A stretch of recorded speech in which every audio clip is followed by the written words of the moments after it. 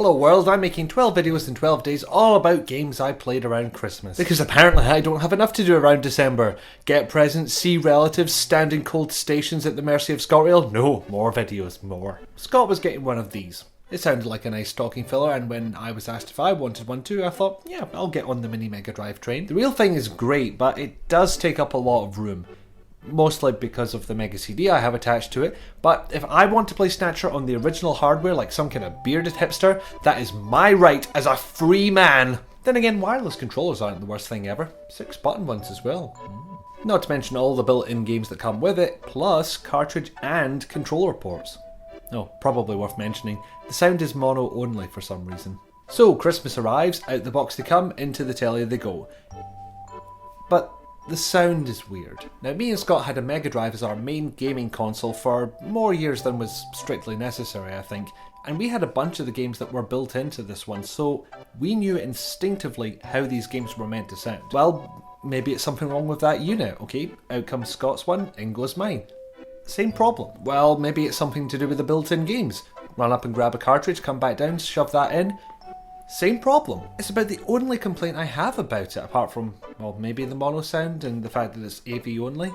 But the sound is a real killer. I mean, the controllers work absolutely fine if you're within a 45-degree angle of the telly, although it did teach me that I tend to hold controllers like this or this.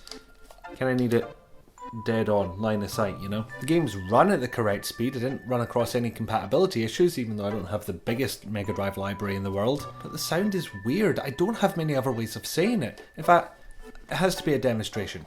First, what it sounds like on this, and then what it sounds like on the original hardware. And by original hardware, I mean emulated version, which sounds exactly the same. I can't capture off a SCAR cable.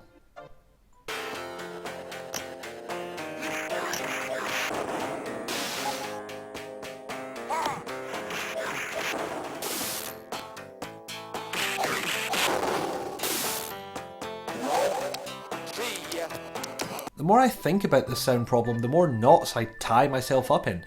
Is it pitching it up and down by mistake?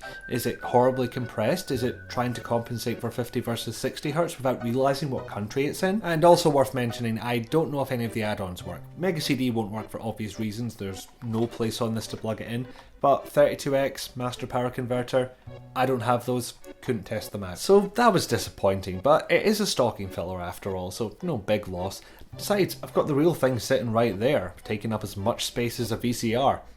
More specifically, as much space as the VCR is currently sitting on. You see how that works? I didn't want to end this on such a downer, but I'm pretty much going in chronological order here, so